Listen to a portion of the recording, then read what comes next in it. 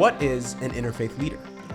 It's someone with the vision, knowledge, and skills to help people work together toward shared values and the common good, especially when they orient around religion in different ways. Interfaith leadership begins with a vision, and that vision must reflect both our current social reality and our civil dynamics. In other words, the world around us. So let's start there. For this course, we're going to focus specifically on interfaith leadership in the United States. As a religiously diverse democracy, the U.S. presents both opportunity and challenge when it comes to interfaith leadership. In this lesson, we'll look at the realities of religious diversity in the United States, and we'll examine some of the ways people respond to religious diversity in their communities. We'll discuss pluralism, and we'll explore why pluralism is a central idea in interfaith leadership. Finally, we'll offer a couple of strategies for thinking about how interfaith leadership can influence and benefit the social landscape, specifically through something called social capital. Religion and politics are interwoven in American life and identity, try as we might to keep them separate. Since the country's founding, religion and religious diversity have played an important role in our society. The United States is historically Christian, yet we celebrate religious diversity, and we are committed to religious freedom and the non-establishment of an official religion as core national values. We said the United States is a religiously diverse democracy.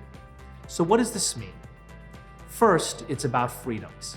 We have the freedom to express our different religious and ethical identities in a variety of ways. We can establish organizations to gather people of like beliefs together to amplify our voices. We can vote for local, state, and national representatives based on our beliefs and values. We can even run for office ourselves for the express purpose of putting those beliefs and values into practice on a larger scale through legislation. And when we feel a law infringes on our ability to practice our religion freely, we can file a case in court. Basically, democracy allows us to make our personal convictions public. Those religious and ethical views matter. They guide our lives. They are a core part of many people's identities. Religious and ethical beliefs impact how people think about fundamental issues, from what a family should look like, to the kind of investments we should make in education, to the shape of our foreign policy. These perspectives can have high stakes and high impact on how we live our lives.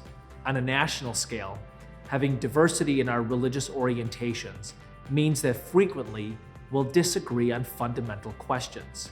We may even disagree on what kind of questions are fundamental. Our laws and protections help to shape the way our differing religious identities interact and impact one another in public life. Despite our different beliefs, views, and religious traditions, we can strive to speak to one another in language that we can all comprehend. We can build on shared values and shared goals for the broader community, but it takes effort and determination. We tend to hear about diversity as though it is inherently a good thing. But the truth is that diversity is neither good nor bad. It's simply the fact of living in the modern globalized world with people who have a variety of identities. What can be good or bad, positive or negative, constructive or destructive, is not the diversity itself, but how we respond to and engage it. In a religiously diverse democracy like the United States, we need to transform our diversity into what we call pluralism. What exactly do we mean by pluralism?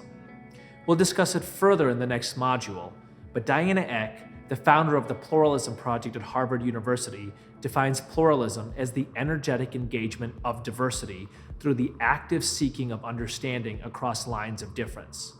And to do that, we need interfaith leaders.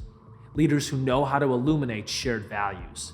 Leaders who can help to grow trusting, respectful relationships between different religious communities.